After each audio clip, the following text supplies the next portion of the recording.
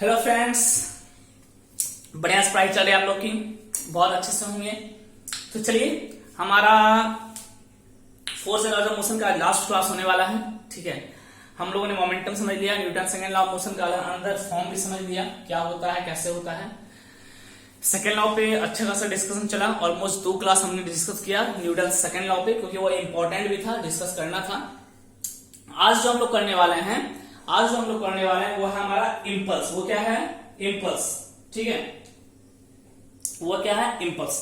तो चलो टॉपिक नाम दे देंगे जल्दी से, impulse. Impulse and third law of motion, ये 2 चीज करेंगे, इंपल्स और Newton third law of motion. ठीक है, देखो इंपल्स है क्या, सुनो, इसमें भी क्वेश्चंस आते हैं, बहुत सारे कॉम्पिटिटिव में पूछे भी गए हैं इंपल्स में क्वेश्चन। ठीक है, लेकिन दिक्कत है बस ये पढ़ा हुआ नहीं होता है तो टफ लगता है, जबकि कुछ है नहीं। देखो कोई भी फोर्स जबकि किसी शॉर्ट टाइम के लिए कहीं पे लगता है, शॉर्ट टाइम के लिए किसी को हिट करता है, उसे बोलते हैं इंपल्स। क्या मतलब हुआ? पहले डिफरेंस ले लेता हूं। Force act on a body for very short period of time, for very short period of time. क्या है? फोर्स, ऐसा फोर्स जो किसी बॉडी पे एक्ट हो और बहुत थोड़े समय, शॉर्ट पीरियड ऑफ टाइम। ठीक है, वैसा फोर्स जो किसी बॉडी पे एक्ट हो और बहुत कम समय के लिए, उसे क्या बोलते हैं हम लोग? इंपल्स। ठीक है, क्या मतलब हुआ इसका समझो। जैसे कोई ग्लास पेन है, ग्लास पेन समझते हो, शीशा का मानो कोई विंडो। ठीक है, ग्लास पेन या ग्लास विंडो। ठीक है, कोई विंडो है मेरा, कोई खिड़की है जिसमें शीशा लगा हुआ है। ठीक, अगर आप इसमें बुलेट हिट करो, माने आपने गोली छोड़ दी, बुलेट छोड़ दिया, बुलेट क्या होगा? With in a milli second इस शीशा को तोड़कर क्रॉस कर जाएगा। यही तो होगा, शीशा में एक होल बना के निकल जाएगा। जैसे आप बुलेट से फायर के ढिसक्याओ, तुरंत बुलेट आएगा, शीशा में लगेगा और फट से पार हो जाएगा। यानी क्या हुआ? बहुत थोड़े समय के लिए ये बहुत हाई फोर्स एक्ट किया। ठीक है, बहुत थोड़े समय के लिए, बहुत कम समय के लिए एक हाई फोर्स इस ग्लास में एक्ट हुआ। यही क्या है? इंपल्स। ठीक है, यही क्या? इंपल्स। तो इंपल्स का फॉर्मूला क्या बनेगा? इंपल्स का जो फॉर्मूला बनता है सुन लो, ये होता है फोर्स इनटू टाइम। ठीक है, बहुत थोड़ा सा फोर्स, ठीक है, सॉरी क्या बोल दिया, जब भी कोई हाई फोर्स बहुत शॉर्ट टाइम के लिए किसी बॉडी पे लगता है, जब भी कोई हाई फोर्स कोई शॉर्ट टाइम के लिए किसी बॉडी पे लगता है, उसे बोलते हैं इंपल्स। उसे क्या बोलते हैं? इंपल्स। यही फॉर्मूला होता है, फोर्स इनटू टाइम। ओ हो, फोर्स इनटू टाइम। ठीक है, और एग्जांपल बताऊं इसका? और एग्जांपल देखो, किकिंग अ फुटबॉल।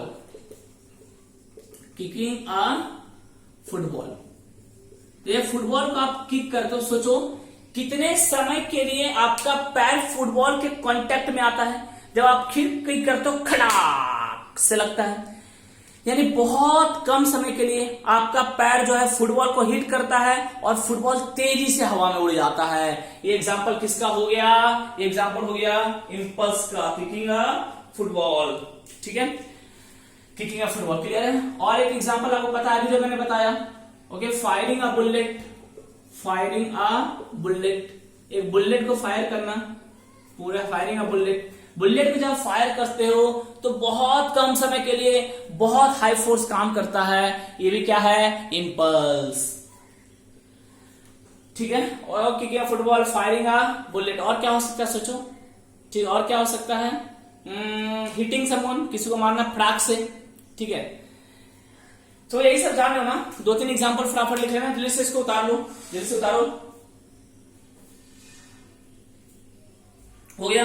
ठीक, और एग्जांपल एक और हो जाएगा आपका, जैसे कि हाँ, एक और क्या हो जाएगा? काटी मारना। जब दीवार में आप नेल को फिक्स करते हो, खटाक से मारते हो, सोचो दीवार में जब काटी मारते हो क्या करते हो? एक ऐसा मेरा काटी और हथौड़ा लिया, हथौड़ा से मारते हो, खट मारे।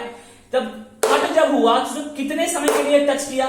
बहुत कम समय के लिए, बहुत कम समय में आपने एक हाई फोर्स दिया। ठीक है, यानी वो लिख सकते हो fixing nail on wall, fixing nail on wall bye hammer. ठीक है, ये भी किसका एग्जांपल हो जाएगा, इंपल्स का। तो ये सब सारा एग्जांपल इंपल्स का है, क्योंकि बहुत शॉर्ट टाइम में बहुत हाई फोर्स जब एक्ट हो उसी को बोलते हैं इंपल्स। तो फॉर्मूला क्या बन गया, कैसा डेफिनेशन है, बहुत शॉर्ट टाइम में बहुत हाई फोर्स, यानी F इंटू टी, तो टोटल इतना मेरा क्या लगेगा, इंपल्स लगेगा। ठीक है, लिख लिया होगे सब, हो गया। चलो, तो इंपल्स पे और भी डिटेल्स में बात करते हुए एसआई यूनिट क्या होता है और क्या फॉर्मूला होता है सब पे बात करते हैं। इतना लिखना हो गया, मिटा दूं मैं, चलो ठीक है, समझ गए इंपल्स, ओके। अब देखो और भी बात करते हुए इंपल्स पे, तो मेरे इंपल्स को आई से डिनोट करेंगे, फॉर्मूला क्या आ गया, फोर्स इंटू टाइम। फोर्स का क्या होता है, एसआई यूनिट पे बात कर लेते हैं इसका, एसआई यूनिट। फोर्स का क्या होता है, न्यूटन, और टाइम का क्या होता है, सेकंड। तो एसआई यूनिट क्या हो गया, न्यूटन सेकंड। सीजीएस पे बात कर लेते हैं, न्यूटन का क्या हो जाएगा, डाइन नहीं रे, डाइन सेकंड, ये क्या हो जाएगा सीजीएस में। और 1 newton equal to 10 to the power 5 dyne होता है, पहले भी बता चुके हैं, अभी फिर बता दे रहा हूं, 1 newton equal to 10 to the power 5 dyne. ठीक, अब देखो एक ये इंपल्स, और देखो एक चीज और दिखा दो, सुनना ध्यान से, ये इक्वेशन 1 मान लो, ठीक है। अच्छा, फोर्स न्यूटन सेकंड लॉ से आप जानते हैं, force equal to change in momentum by time होता है। तो मोमेंटम क्या हो जाएगा, momentum equal to F into T, force into time. अरे बाबा रे बाबा, अरे बाबा रे बाबा, दोनों तो बराबर आ गया। ओहो, सेकेंड लॉ से हम ये पढ़े थे, force equal to momentum by time, तो momentum equal to force into time, impulse यही होता है, फोर्स इंटू टाइम। इसका मतलब क्या हुआ, इसका मतलब क्या हुआ, ये इंपल्स होगा, यही आपका चेंज इन मोमेंटम के बराबर होगा। ठीक है, और ये फाइनली क्या हो जाएगा, ये हो जाएगा फोर्स इंटू टाइम। जल्दी से उतार लो पूरा का पूरा अच्छे से, अब जल्दी से पूरा कॉपी करो बढ़िया से एकदम, बिना कोई झंझट का। हो गया, चलो, तो फॉर्मूला मेरे पास क्या क्या आया, फॉर्मूला मेरे पास क्या बना, मेरा फॉर्मूला क्या क्या आ गया, फॉर्मूला आ गया impulse equal to momentum, change momentum क्या होगा, फोर्स इंटू टाइम। इसको एक और लिख सकते हो क्या, मास इंटू वेलोसिटी, याद है। अरे मोमेंटम को मास इंटू वेलोसिटी तो लिख सकते हैं ना, मास इंटू वेलोसिटी। अब चेंज इन मोमेंटम करोगे तो मास इंटू चेंज इन वेलोसिटी हो जाएगा, और क्या होगा, एम इंटू डेल्टा वी हो जाएगा, बस यही तो होगा। चेंज इन मोमेंटम को एम इंटू डेल्टा वी, अब चाहो तो वी लिखो या डेल्टा वी लिखो, चेंज इन वेलोसिटी लिख दो, delta we, change in velocity, कोई दिक्कत नहीं है। ओके, तो फॉर्मूला क्या क्या बना, फॉर्मूला क्या बना, इंपल्स जो होता है वो होता है फोर्स इंटू टाइम, और जो मोमेंटम होता है वो भी होता है फोर्स इंटू टाइम। तो impulse equal to change in momentum equal to force into time, और momentum mass into change in velocity भी होता है, तो एम इंटू डेल्टा भी लिख सकते हैं, मास इंटू चेंज इन वेलोसिटी भी लिख सकते हैं। हो गया बढ़िया से, चलो मिटा दो मैं इसको, क्वेश्चन करेंगे, न्यूमेरिकल करेंगे लास्ट में। पहले मैं टॉपिक आज पढ़ लूंगा, इसके बाद न्यूटन थर्ड लॉ पढ़ लेते हैं, उसका क्वेश्चन सारा एक साथ करेंगे। ठीक है, इंपल्स क्लियर हो गया बढ़िया से, कोई डाउट नहीं। चलिए, इसका ऐसा यूनिट और भी ये भी लिख सकते हो, केजी मीटर पर सेकंड। इसको मिटाऊं क्या, देखो एक तो ये आ गया न्यूटन सेकंड, और क्या हो सकता है, मास का केजी, और चेंज वेलोसिटी का मीटर पर सेकंड, ये भी ऐसा यूनिट हो सकता है। केजी का क्या हो जाएगा ग्राम, और मास से मीटर का सेंटीमीटर पर सेकंड। तो ये भी एसआई यूनिट है, ये भी है, ये भी है, और ये भी है, ये दोनों सीजीएस, ये दोनों एसआई। ठीक है, चलिए मिटाते हैं और थोड़ा आगे आते हैं। जा तू मिट जा, चलो। चलते चलते कट जाए रस्ते, जिंदगी यूं ही चलती रहे, खुशी मिले या गम बदलेंगे ना हम, दुनिया चाहे बदलती रहे। आ जाओ Newton, third law of motion.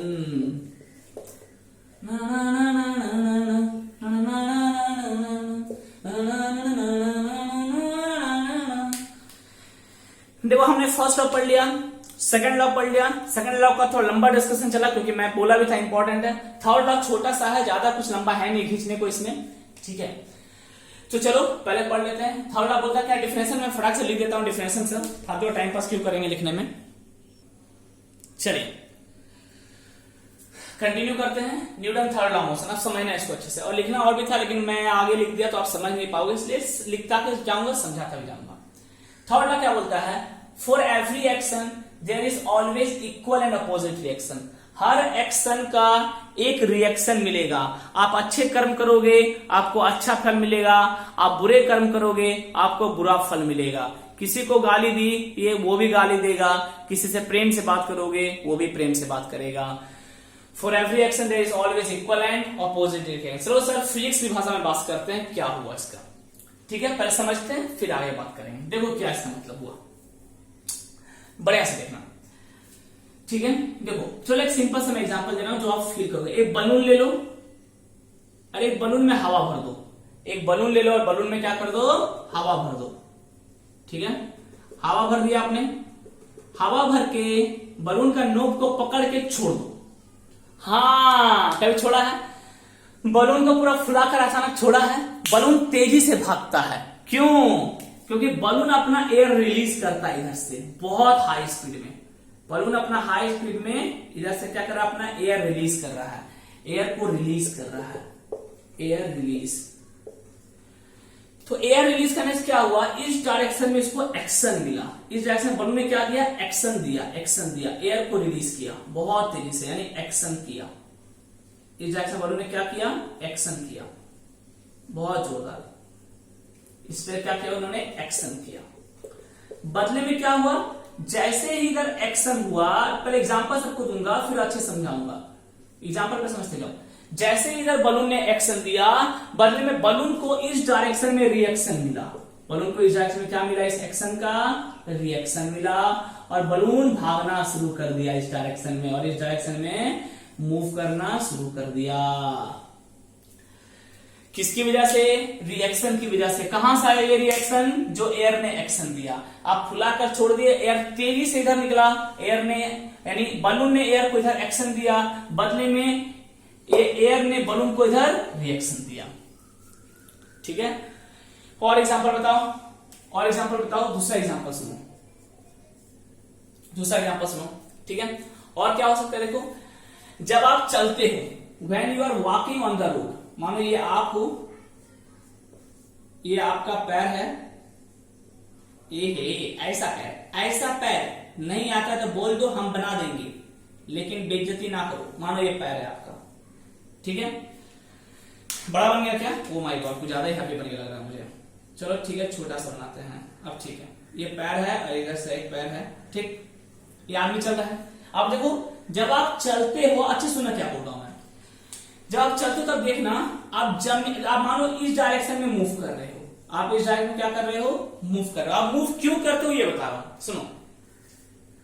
आप मूव क्यों करते हो, क्योंकि आप जो ग्राउंड है उसको पीछे की ओर धक्का मारते हो, ग्राउंड को पीछे की ओर धक्का मारते हो। पीछे कट रहा नहीं ना, नहीं कट रहा, ठीक। देखो आप क्या क्या, आप देखना, आप जब चलोगे तो देखना आप ग्राउंड को पीछे ढकलोगे तो आप आगे चल पाओगे, ग्राउंड को पीछे ढकलोगे तो आगे चल पाओगे, ग्राउंड को आगे ढकलोगे तो पीछे चलने लगोगे।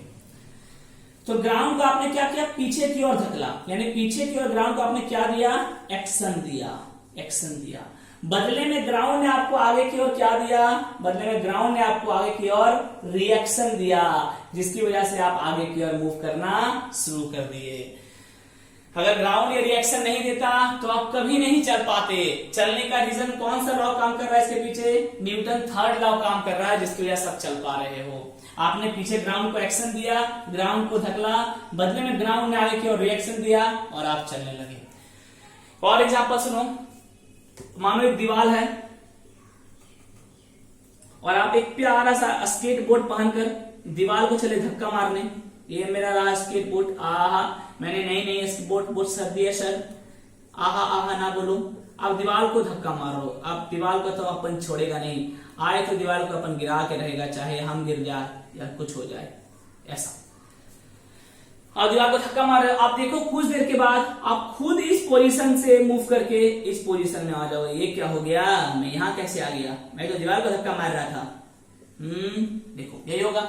आप देखना स्केटबोर्ड पहनकर जब आप दीवार को धक्का मारोगे, देखना कुछ देर बाद आप खुद अपने पोजीशन से शिफ्ट करके पीछे आ जाओगे। ऐसा क्यों हुआ? आप क्यों शिफ्ट कर गए? क्या आपको किसी ने धकला? दीवार तो भाई निर्जीव है, दीवार तो नॉन लिविंग है, ठीक है। आखिर आप क्यों पीछे आ गए? उधर कोई आदमी तो था नहीं जिसने आपको धक्का दिया। धक्का कौन दे रहा था? धक्का आप दीवार को दे रहे थे। आप दीवार को क्या दे रहे थे? एक्शन दे रहे थे। आप दीवार को एक्शन लगा रहे थे। लेकिन क्या हुआ? स्केटबोर्ड पहने हुए थे और आप खुद स्लिप करके पीछे आ गए। ऐसा क्यों हुआ? क्योंकि जब आपने दीवार को एक्शन दिया, बदले में दीवार ने भी रिएक्शन दिया। दीवार ने भी रिएक्शन दिया, ठीक है। बदले दीवार ने भी रिएक्शन दिया। यही है Newton third law of motion. जल्दी से सब उतारो। बढ़िया फील कर पा रहे हो न्यूटन थर्ड लॉ को? अच्छे से फील हो रहा है? आपने दीवार को एक्शन दिया, धक्का मारा, जैसे एक दीवार मैं तेरे को छोड़ूंगा नहीं, आपने धक्का मारा, बदले में आप स्केट पहने हुए थे और आप ही पीछे मूव कर गए। यानी एक्शन आपने दीवार को दिया और दीवार ने भी आपको रिएक्शन दे दिया। यहाँ पे एक्शन आपने ग्राउंड को दिया, ग्राउंड ने भी आपको रिएक्शन दे दिया। एक्शन यहाँ बलून ने एयर को दिया, एयर ने भी बलून को रिएक्शन दे दिया, ठीक है। सारा का सारा क्या है? Newton third law of motion, ठीक है। अब इसका एक और बहुत गंदा वाला एग्जांपल जो जनरली लोग मारते हैं। लोग क्या बोलते हैं कि मैंने तुम्हें एक तमाचा मारा, बदले में तुमने भी मुझे एक तमाचा मार दिया, ये है Newton third law of motion. बिल्कुल नहीं, ये Newton third law of motion कतई नहीं है।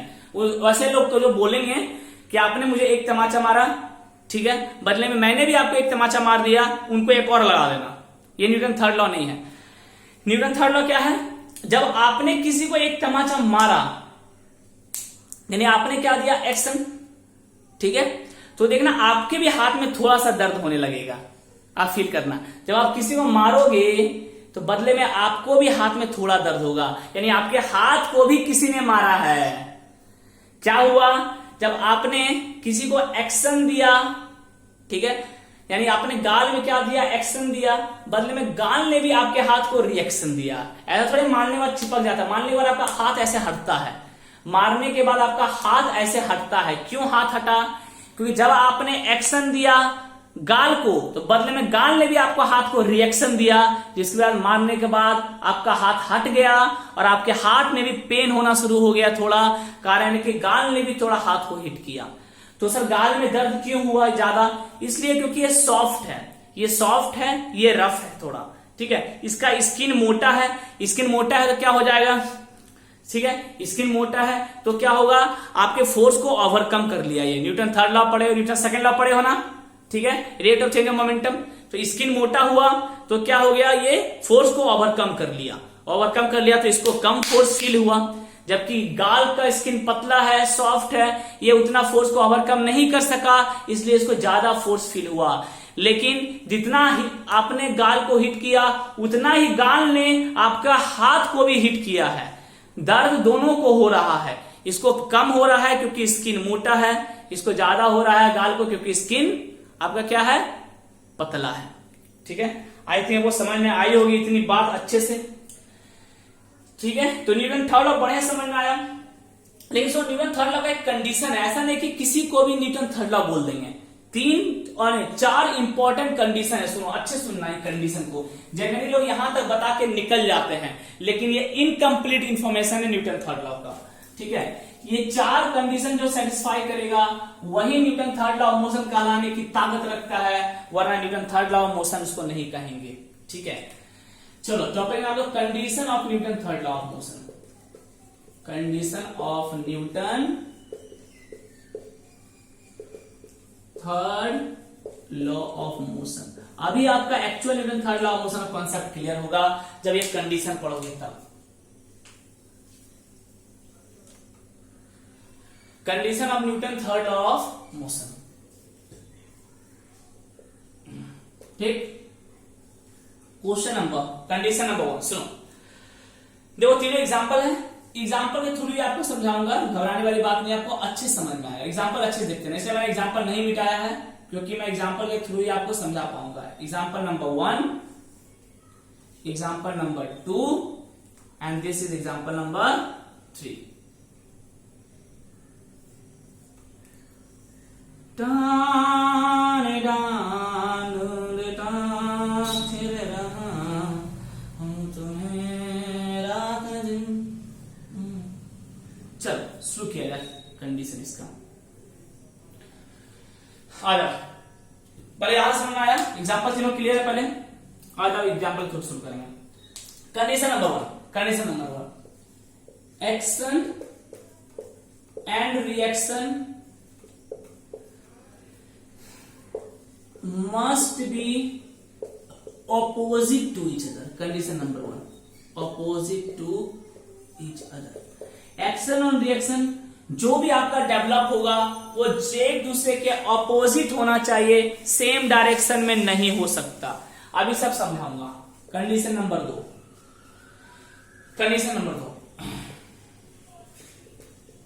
Action and reaction must be of same magnitude।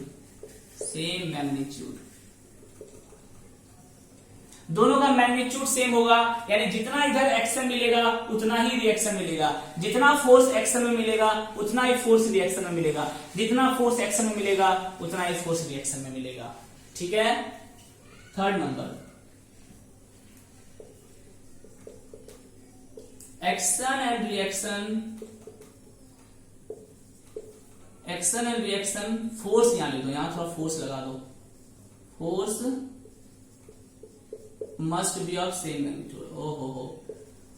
Force must be, पूरा मिटवाइए दे रहा है, must be of same magnitude. ठीक, तो action and reaction force must be of same nature. क्या मतलब हुआ अभी समझाऊंगा, सब समझाऊंगा, थोड़ा लिख लो पहले कंडीशन। अभी same nature. Condition number 4, action and reaction pair must act on different body.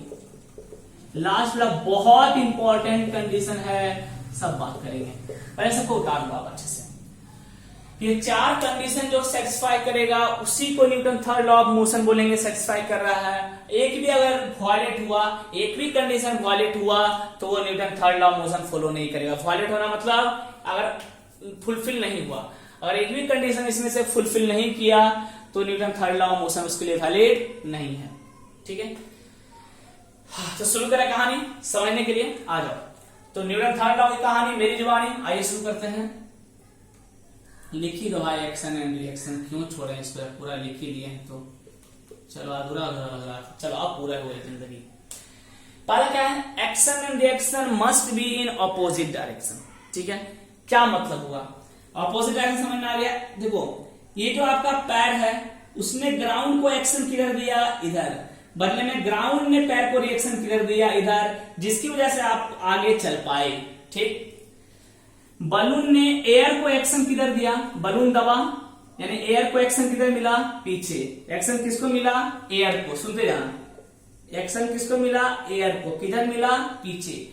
बदले में रिएक्शन किसको मिला, पूरा बलून को रिएक्शन मिला। अब भाई देखो पूरा बलून ही तो मूव करने लगा, सही बात है यार।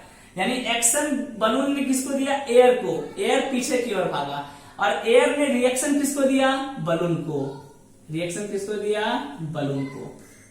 ठीक है, उसी तरह पैर ने एक्शन किसको दिया, पैर ने एक्शन दिया ग्राउंड को, इधर का एक पैर मिटा रहा हूं, पैर ने एक्शन किसको दिया, ग्राउंड को, बदले में ग्राउंड ने रिएक्शन किसको दिया, लेग को, पैर को, है ना। चलो इधर आ जाओ, दोनों डायरेक्शन अपोजिट, दोनों डायरेक्शन अपोजिट। इसी तरह यहां भी ये मैन ने एक्शन किसको दिया, वॉल को, बदले में वॉल ने रिएक्शन किसको दिया, मैन को, इन अपोजिट डायरेक्शन। दिख रहा है, यही पहला कंडीशन है कि दोनों अपोजिट डायरेक्शन में होना चाहिए। दूसरा देखो, action and reaction four must be of same magnitude. Same magnitude मतलब क्या हुआ, जितना एक्शन पीछे, जितना भी फोर्स आपका पैर ग्राउंड में पीछे लगाया, ग्राउंड भी आपके पैर में उतना ही फोर्स आगे लगाएगा।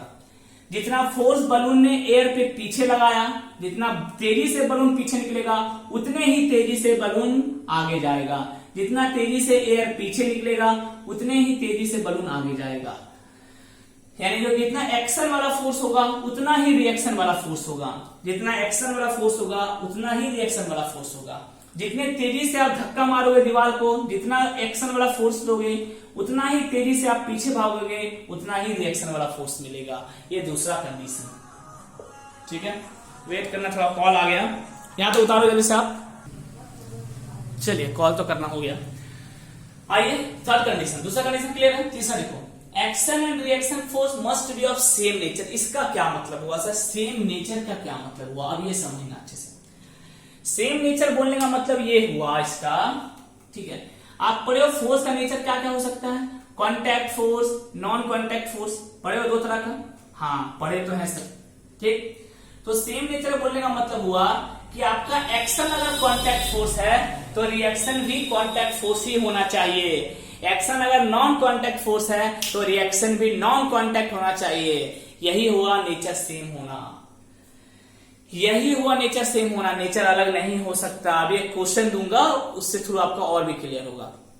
अब यहां बात करते हैं, देखो नेचर, पैर ने ग्राउंड को पीछे की ओर लगाया, कौन सा फोर्स था?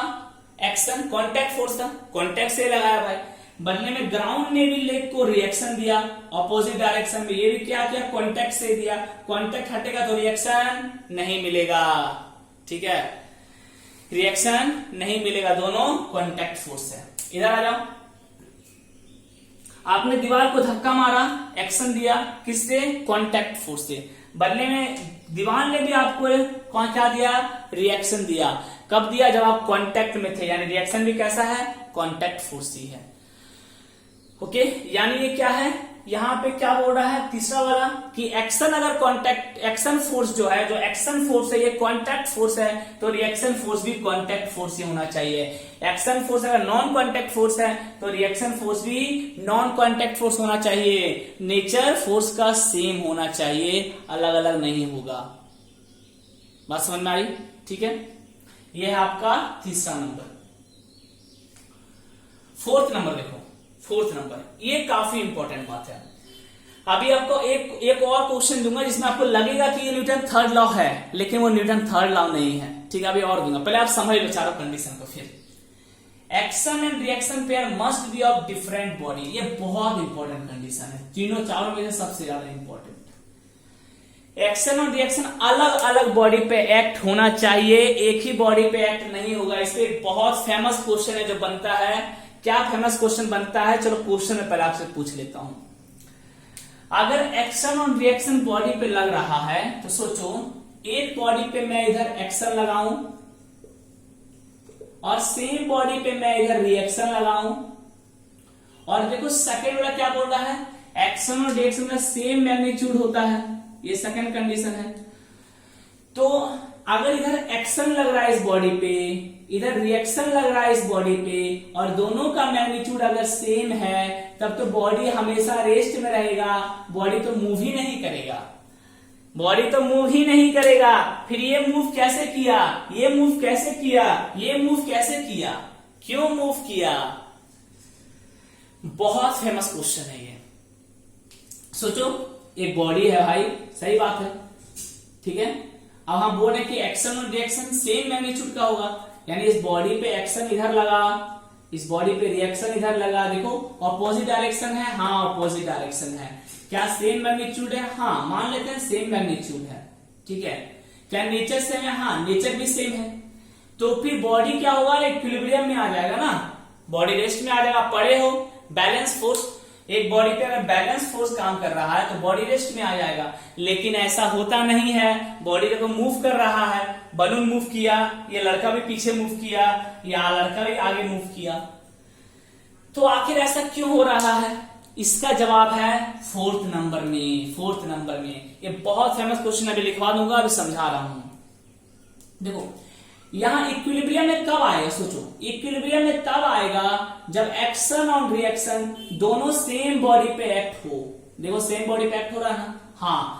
अगर एक्शन और रिएक्शन सेम बॉडी पे एक्ट हो गया तब वो बॉडी इक्विलिब्रियम में आ जाएगा, तब वो बॉडी कभी मूव नहीं करेगा। लेकिन तब वो न्यूटन थर्ड लॉ नहीं कहलाएगा, क्योंकि न्यूटन थर्ड लॉ क्या बोलता है? Action and reaction pair must act on different body. ये डिफरेंट बॉडी पे एक्ट होना चाहिए, एक्शन और रिएक्शन सेम बॉडी पे एक्ट नहीं होगा, क्योंकि एक्शन और रिएक्शन, अगर action and reaction same body पे एक्ट हो गया तो वो बॉडी हमेशा रेस्ट में रहेगा, फिर मूव करने वाला नहीं है। फिर ना तो आप चल पाते, ना तो बलून मूव कर उड़ पाता, ना ही आप पीछे खिसक पाते। यानी दुनिया का हर बॉडी आप सोचो तो वो रुक जाता, रेस्ट में आ जाता, क्योंकि न्यूटन थर्ड लॉ हर जगह काम कर रहा है।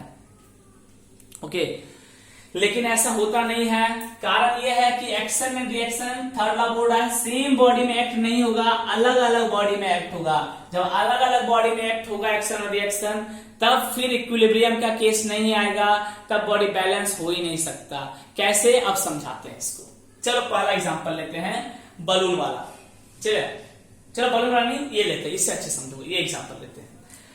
देखो मैं पहले से लिख के रखा हूं ये चीज। देखो एक्शन किस पे लगाया, एक्शन कौन लगाया, आप धकेले दीवार को, ऐसे धकेल रहे हो, ठीक है। यानी आपने एक्शन किसको दिया, वाल को, इसलिए मैं तो लिख के रखा हूं। एक्शन किसको मिला, वाल को। और पीछे मूव कौन कर गए, आप क्यों मूव कर गए, क्योंकि आपको रिएक्शन मिला। रिएक्शन किसको मिला, मैन को या बॉय को। अब बॉय हो, अभी बॉय लिख लो, शादी हो जाएगी तो मैन बन जाओगे, बॉय को, ठीक है। यानी देख रहे हो एक्शन और रिएक्शन अलग अलग बॉडी पे एक्ट हुआ। एक्शन किस पे एक्ट हुआ, वॉल पे, आपने दीवार को धकला। रिएक्शन किस पे एक्ट हुआ, बॉय पे, दीवार ने बॉय को धकला, जिसके कारण बॉय मूव कर गया। यानी बॉय पे वो सिर्फ रिएक्शन ही काम कर रहा है, बॉय पे एक्शन काम नहीं कर रहा है। और यही कारण है कि बॉय रेस्ट में नहीं आया, मूव कर गया। देखो बॉय पे इस डायरेक्शन में रिएक्शन लग रहा है, फोर्स लग रहा है, जिसके कारण बॉय मूव कर गया। आप समझ में आई बात। बलून में आ जाओ। बलून ने एक्शन किसको दिया, बलून दबा तो एक्शन किसको दिया, एक्शन दिया एयर को। देखो यहां मैं लिख के रखा हूं, एक्शन किसको मिला, एयर को। बदले में एयर जब तेजी से निकला तो एयर ने रिएक्शन किसको दिया, एयर ने रिएक्शन दिया बलून को, यानी बलून उधर भागा। यानी दोनों अलग अलग बॉडी पे एक्ट हो रहा है, एक्शन एक्ट हो रहा है एयर पे, रिएक्शन एक्ट हो रहा है बलून पे। Both act on different body, इसलिए इक्विलिब्रियम में नहीं है, ठीक है। इधर आ जाओ। इधर एक्शन आपने किसको दिया, ग्राउंड को। आपका पैर किसको धकला, ग्राउंड को। बदले में ग्राउंड ने किसको धकला, आपके पैर को, इसलिए आपका पैर आगे जाने लगा, आप मूव करने लगे। यानी एक्शन मिला ग्राउंड को, रिएक्शन मिला लेग को। यही है action and reaction must act on different body. बहुत इंपॉर्टेंट क्वेश्चन, पूरा बढ़िया से सबको उतारो अच्छे से। ये 4 कंडीशन है Newton third law of motion का। एक एक चीज नोट डाउन करना जो ना किया मैंने। चलो लिख लिया ये। ओके, अब एक क्वेश्चन दे रहा हूं जिसमें आपको ये चीज थोड़ा और अच्छे समझ में आएगा। पहले सारा क्लियर हो गया बढ़िया से, अब कैसे एक्शन रिएक्शन हो रहा है, ठीक है। चलो मिटाते हैं इसको। ओके, तो कोई क्वेश्चन आपसे अगर पूछे, कोई क्वेश्चन पूछे, ठीक है, if action and reaction by Newton third law action and reaction both act on a body, then why not body is in equilibrium. ठीक है, क्वेश्चन क्या आएगा, if action and reaction both act on body, then why not body comes in equilibrium, body comes in equilibrium। ठीक है, अगर दोनों body पे act हो रहा है तो बॉडी इक्विलिब्रियम में क्यों नहीं आ जाता, equilibrium body, why not body comes in equilibrium और रेस्ट, बॉडी इक्विलिब्रियम में या रेस्ट में क्यों नहीं आ जाता। तो आंसर क्या लिखेंगे, बहुत फेमस क्वेश्चन, आंसर क्या लिखेंगे, because action and reaction both act on the different body, because by Newton third law action and reaction must act on two different body, क्योंकि न्यूटन थर्ड लॉ के अनुसार action and reaction must act on two different body, दो अलग अलग body पे action और reaction लगेगा, ठीक है। The must act on two different body and not on the same body, and not on the same body, same body पे नहीं लगता। बस यही आंसर है अगर ये क्वेश्चन कोई पूछ दे तो, ठीक है। कर लोगे? चलो, क्योंकि अलग अलग बॉडी पे अगर एक्शन रिएक्शन लग रहा है तो कोई चांस ही नहीं है इक्विलिब्रियम में आने का। इक्विलिब्रियम में कब आता है? जब एक्शन और रिएक्शन दोनों सेम बॉडी पे एक्ट हो, और अगर वो सेम बॉडी पे एक्ट हो रहा है तो जाहिर सी बात है वो रेस्ट में होगा, लेकिन उसे फिर थर्ड लॉ बोलेंगे नहीं, ठीक है, उसे थर्ड लॉ नहीं बोलेंगे। एक एग्जांपल मैं देता हूं आपको जिसमें अच्छे समझ में आ गया। एक टेबल है, ऐसा, ये रहा आपका टेबल, ठीक है, और टेबल पे रख दिया आपने एक ब्लॉक। क्या रख दिया? टेबल के ऊपर एक block. This is your table. ओ मेरा टेबल, तुम कैसे हो टेबल, ठीक। और आपने ऊपर एक ब्लॉक रख दिया। सोचो ब्लॉक का मास कितना है? m, ठीक। नीचे आपका क्या है? अर्थ। अच्छा, चलो मैं नीचे अर्थ बनाया था। अभी मैं सोचना सर अर्थ से बड़ा टेबल कैसे हो गया? अब एग्जांपल के तौर पे ले रहा हूं। अब अर्थ से बड़ा टेबल नहीं है, टेबल छोटा ही है, ये समझाने के लिए मैं बता रहा हूं आपको। ये मान लेते हैं क्या हो गया? अर्थ है आपका, ठीक है। आप पता है अर्थ जो है इस ब्लॉक को अपनी ओर खींचेगा, कितना से? mg से, बात कर चुके हैं, ठीक है। m इंटू जी। फोर्स क्या होता है? Mass into acceleration. फोर्स क्या होता है? मास इंटू एक्सेलरेशन, बात किए। तो अर्थ एक्सेलरेशन कितना रहता है? g, यानी अर्थ m इंटू जी से किसी को खींचेगा।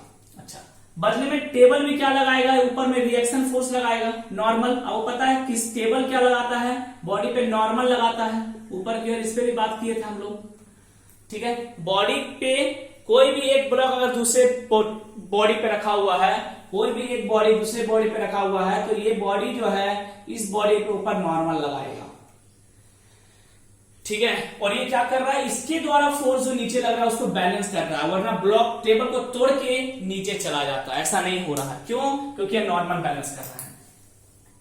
क्वेश्चन है क्या नॉर्मल और mg, ठीक है, एक्शन रिएक्शन पेयर है या नहीं? एक्शन रिएक्शन मतलब ये थर्ड लॉ वायलेट कर रहा है या नहीं? Normal and mg is action reaction pair और नॉट? एक्शन रिएक्शन पेयर और नॉट, ठीक है, ठीक है। या फिर बोल सकते हैं, और क्या पूछ सकते हैं? Does normal and mg violate Newton third law? Violate Newton third law. Does pair लिखो, does pair of normal and mg violate Newton third law. सोचो अच्छे से, बहुत बढ़िया क्वेश्चन। पहले दो तरह क्वेश्चन पूछा जाएगा। पहला ये डायग्राम दे दिया, आपको पता है अर्थ mg से खींच रहा है बॉडी को नीचे की ओर, बदले में टेबल बॉडी पे क्या लगा रहा है? ऊपर नॉर्मल। क्वेश्चन है क्या नॉर्मल और mg, ठीक है, का जो पेयर है, इसका जो पेयर है वो न्यूटन थर्ड लॉ को वायलेट करता है या नहीं करता है? न्यूटन थर्ड लॉ को फॉलो करता है या नहीं करता है? फॉलो लिख लो, follow Newton third law of motion और नॉट, ठीक है। इसका जो पेयर है नॉर्मल और mg का, ये न्यूटन थर्ड लॉ को फॉलो करता है या नहीं करता है? या पूछेगा ये एक्शन रिएक्शन पेयर है या नहीं है, ठीक है, ये एक्शन रिएक्शन पेयर है या नहीं है। तो एक्शन रिएक्शन पेयर उसी को बोलेंगे जो थर्ड लॉ को फॉलो कर रहा है, ठीक है। तो पहली बात सुनो, चलो हम चेक करते हैं सारा कंडीशन। सुनते हैं आप, कंडीशन कितना जबरदस्त काम करता है, देखो अब यहां समझना अच्छे से, तुरंत बता देगा कंडीशन क्या चीज है ये। Action and reaction must be of opposite direction. हम देखे नॉर्मल ऊपर, mg नीचे, हाँ अपोजिट डायरेक्शन में है, वेरी गुड। चलो पहला तो हो गया, पहला सेटिस्फाई कर गया। Action and reaction four must be of same magnitude. हाँ, नॉर्मल और mg दोनों सेम मैग्नीट्यूड का हो सकता है। ये हो सकता है कि जितना नॉर्मल लग रहा हो उतना ही मैग्नीट्यूड mg का भी हो सकता है। सेकेंड भी फॉलो कर सकता है, बिल्कुल हो सकता है। यानी पहला भी सेटिस्फाई है, दूसरा भी सेटिस्फाई है। तीसरा आते हैं action and reaction must be of same nature. बोल रहा है सेम नेचर का होना चाहिए। नॉर्मल कैसा है? नॉर्मल कॉन्टैक्ट फोर्स है। नॉर्मल कैसा है? नॉर्मल कॉन्टैक्ट फोर्स है। और mg क्या है? अर्थ लगा रहा है। अर्थ क्या कर रहा है? नीचे की ओर खींच रहा है। क्या अर्थ बॉडी के कांटेक्ट में है? नहीं, बिना कांटेक्ट का खींच रहा है। यानी mg कैसा है? नॉन कांटेक्ट फोर्स हो गया। Non contact force. देखो आपको लग रहा था ये थर्ड लॉ ओबे कर रहा है, लेकिन ये थर्ड लॉ फॉलो ही नहीं कर रहा यार।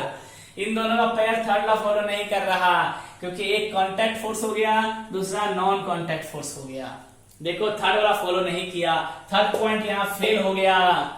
यानी नॉर्मल और mg का जो पेयर है ये थर्ड लॉ नहीं है। ठीक है, क्या होगा एक्चुअल में समझाते हैं, अभी पहले समझ लो। एक्शन एंड रिएक्शन पे must act on different body. चलो फोर्थ देखते हैं सेटिस्फाई कर रहा है क्या। क्या अलग अलग बॉडी पे एक्शन रिएक्शन लग रहा है? आज चेक करते हैं। नॉर्मल किस पे लग रहा है? नॉर्मल लग रहा है ये ब्लॉक पे। कौन लगा रहा है? टेबल लगा रहा है। ठीक है, नॉर्मल लग रहा है इस पे ब्लॉक पे, ब्लॉक पे टेबल लगा रहा है। ठीक है, mg किस पे लग रहा है? mg भी तो ब्लॉक पे ही लग रहा है। अरे भाई mg जो फोर्स लग रहा है वो कौन लगा रहा है? अर्थ लगा रहा है। किस पे लगा रहा है? ब्लॉक पे लगा रहा है। यानी mg भी ब्लॉक पे ही लग रहा है। दोनों तो सेम बॉडी में एक्ट हो गया, यानी ये कंडीशन भी फेल हो गया, ये कंडीशन भी फेल हो गया। कंडीशन 3 और 4 दोनों यहां फेल हो गया। एक तो आपका नेचर सेम नहीं मिला, ऊपर से दोनों सेम बॉडी में एक्ट हो गया। नॉर्मल टेबल लगाया ब्लॉक पे और फोर्स जो है mg ये अर्थ लगाया ब्लॉक पे, दोनों सेम बॉडी पे लग गया। यानी फोर्थ कंडीशन भी फेल, थर्ड कंडीशन भी फेल, बोथ कंडीशन फेल। यानी ये न्यूटन थर्ड लॉ ऑबे नहीं करेगा। जल्दी से पूरा उतार लो। ठीक है, इसका आंसर क्या हो जाएगा? इसका आंसर हो जाएगा no. No, normal and mg action reaction pair है? नो, एक्शन रिएक्शन पेयर इसको नहीं बोलेंगे।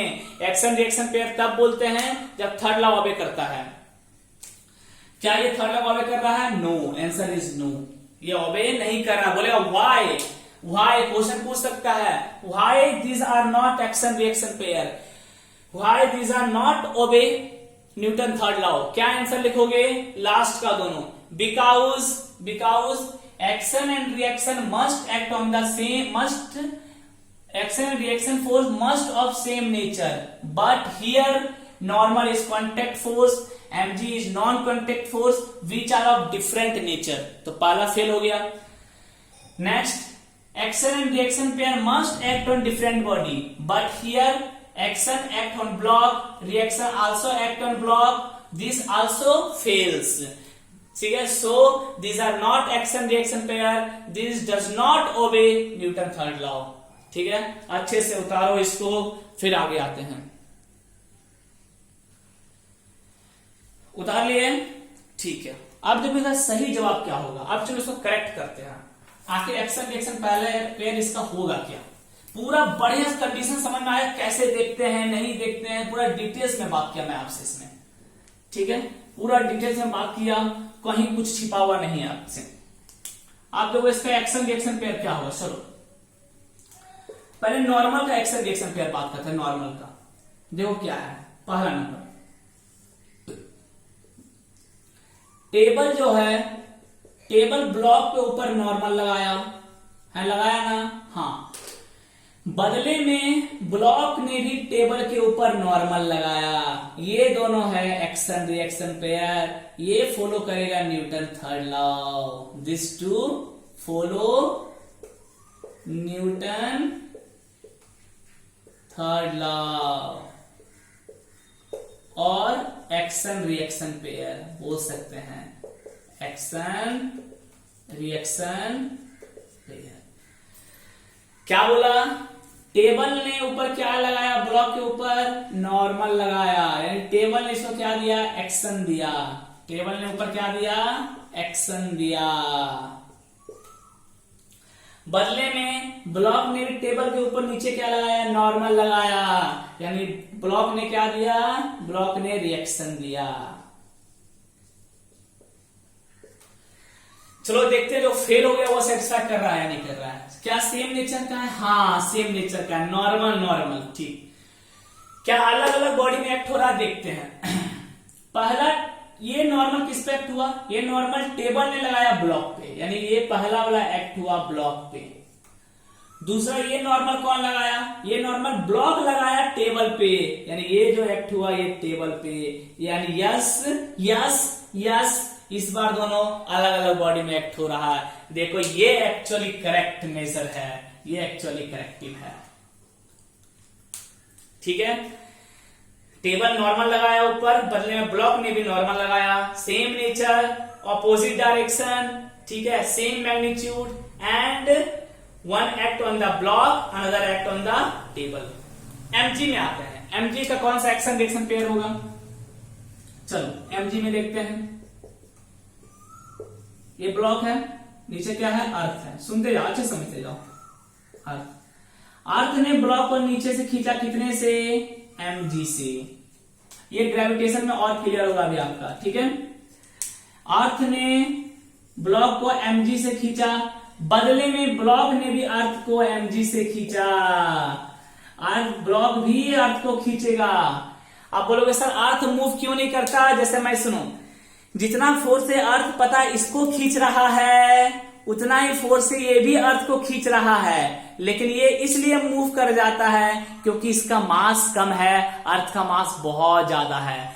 कोई भारी चीज को मूव करना आसान है या हल्के वाले चीज को, आपका जवाब होगा हल्के वाले चीज को। बस यही कारण है, ये हल्का वाला चीज मूव कर गया और भारी वाला चीज मूव नहीं किया। लेकिन जितना फोर्स ब्लॉक अर्थ पे लगा रहा है, सॉरी, इतना फोर्स अर्थ ब्लॉक पे लगा रहा है, उतना ही फोर्स ब्लॉक भी अर्थ पे लगा रहा है। ठीक है, यही है यहाँ पे एक्शन रिएक्शन पेयर। क्या नेचर सेम है, हाँ। क्या मैग्नीट्यूड सेम है, हाँ। क्या डायरेक्शन अपोजिट है, हाँ। क्या अलग अलग बॉडी पे एक्ट हो रहा है, हाँ भाई हाँ। ये एक्ट किस पे हो रहा है, ये एक्ट हो रहा है ब्लॉक पे। ये एक्ट किस पे हो रहा है, ये हो रहा है अर्थ पे। अर्थ ब्लॉक पे कितना लगाया, mg, बदले में ब्लॉक में अर्थ पे कितना लगाया, mg। ठीक है, ये है मेरा एक्शन रिएक्शन पेयर यहाँ पे, और ये फॉलो करेगा न्यूटन थर्ड लॉ। सोचो कितना बड़ा है न्यूटन थर्ड लॉ, कितना बढ़िया कॉन्सेप्ट है, कितना छोटे में लोग बताकर निकल जाते हैं। ये एक्चुअल कॉन्सेप्ट है न्यूटन थर्ड लॉ का, यानी ये और ये दोनों अच्छे से उतार लो। ठीक है, ये बीच वाला न्यूटन थर्ड लॉ को फॉलो नहीं करता। कौन कौन करता है, ये नॉर्मल का ये नॉर्मल, और ये mg का ये mg, ये दोनों फॉलो करेगा। अच्छे से बढ़िया से उतारो। अब इसके क्वेश्चन पे आएंगे हम लोग, क्वेश्चन पे हो गया। चलो 1 2, चलो बहुत सारा 3 दिखा, क्वेश्चन आ गया ना, बहुत सारा क्वेश्चन आपको दिखा होगा। ठीक है, अब तो एक एक क्वेश्चन को हम लोग डील करेंगे। ओके, सब न्यूटन थर्ड लॉ का एप्लीकेशन है, अच्छे से देखना। अब एक्चुअली मैं एक समझा दूं तो बाकी सब आप कर लोगे। ठीक है, मैं लिखवाऊंगा आंसर नहीं किसी का, देखता हूं, लेकिन समझाता हुआ समझ जाता हूं, देखता हूं समय मिला तो लिखवा दूंगा, पहले समझ लेते हैं। ठीक है, तो बड़ा why the boat move backward when a person jump from it onto the river. बड़ा नदी है हमारी, नहरी नहरी प्यारी प्यारी लड़खड़ाती हुई चलती हुई नदी है ऐसी। ठीक है, और इसके ऊपर बोट है, बोट के ऊपर आप हो, आपके साथ फिलहाल कोई नहीं है। ठीक है, और आप बोट से जंप कर गए सडनली, हे मैं तो जंप करेगा, आज तो पानी में नहा के रहेगा, कोई नहीं रोक सकता मेरे को, आज तो गंगा स्नान करके सारा पाप धो देगा अपना, बहुत पाप किया है मैंने इस जन्म में। ये बोट है आपका। आप बोट से अगर सडनली जंप कर जाओ, आप अगर बोट से सडनली क्या कर जाओ, जंप कर जाओ। ठीक है, कहां पे, ऑन टू द रिवर। ठीक है, आप देखना जैसे ही जंप करोगे बोट पीछे की ओर मूव करना शुरू कर देगी। आप सडनली बोट से जंप करो, बोट को पीछे की ओर धक्का मिलता है और बोट पीछे थोड़ा सा खिसक जाती है, बोट पीछे की ओर थोड़ा खिसक जाती है। अच्छा ठीक है, हिंदी में कैसे खिसक को लिखते हैं पता नहीं, जो भी है, पीछे की ओर खिसक जाएगी, पीछे की ओर बोट थोड़ा सा मूव कर जाएगी। ऐसा क्यों हुआ समझते हैं। देखो ऐसा क्यों हुआ, पहले लड़का जब बोट में था, पहले जब लड़का किसमें था, बोट में बनाना मुझे नहीं आता अच्छे से, जब लड़का ये बोट में था देखो लड़के ने क्या किया, समझना अच्छे से। जब लड़का बोट में था और कूदने की तैयारी कर रहा था ये, तो इसने क्या किया, जैसे ही आप तो जंप मारोगे, जैसे आप जंप मारोगे, ठीक है, हुआ क्या, आपने बोट को एक्शन दिया, आपने बोट को क्या किया, एक्शन दिया पीछे की ओर, ठीक है। और बदले में बोट को आपको क्या दिया, बोट ने आपको रिएक्शन दिया, बदले बोट ने आपको रिएक्शन दिया। कितना सुंदर, कितना मनमोहक, ठीक है।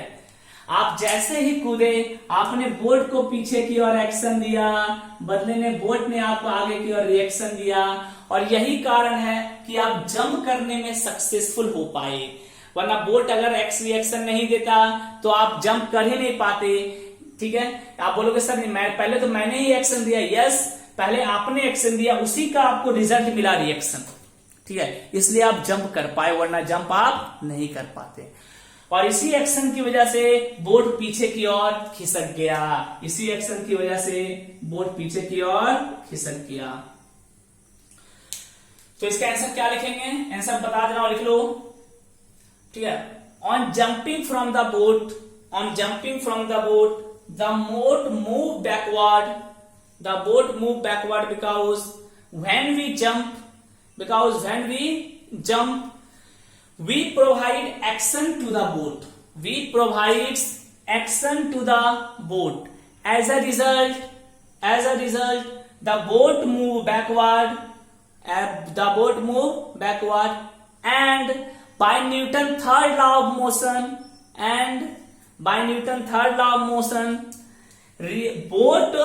boat provide a reaction force to the boy, boat provide a reaction force to the boy, ठीक है। हमने एक्शन किसको दिया, बोट को, तो न्यूटन थर्ड लॉ से बोट ने क्या दिया, एक रिएक्शन फोर्स दिया, किसको, बॉय को।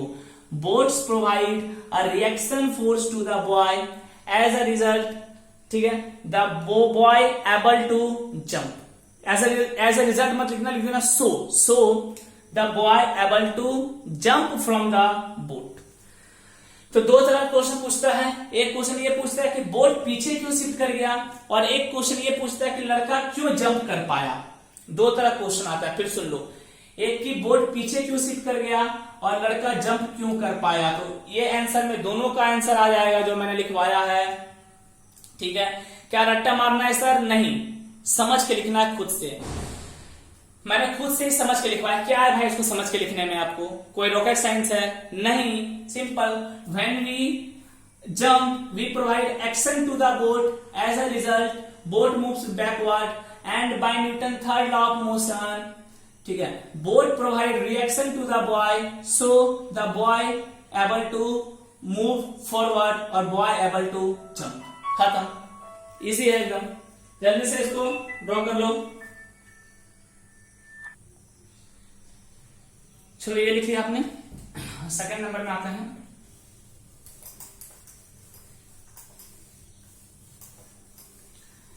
सेकंड नंबर क्या बोल रहा है, how a person able to swim in water, explain. तो और बोल रहा कौन सा लॉ वैलिड है, तो पहले आपने न्यूटन थर्ड लॉ वैलिड है, ठीक है, कौन सा लॉ वैलिड है, तो न्यूटन थर्ड लॉ वैलिड है। और how a person able to swim in water, पानी में कोई आदमी तैरने में क्यों एबल हो पाता है, ठीक है। तो तैरने में क्यों एबल हो पाता है समझो। मानो ये आदमी है, मानो ये पानी में बोल रहा है हम तो तैरेंगे, ठीक है। अब कैसे एबल हो पाता है अच्छे समझना, पानी के अंदर तैरने में।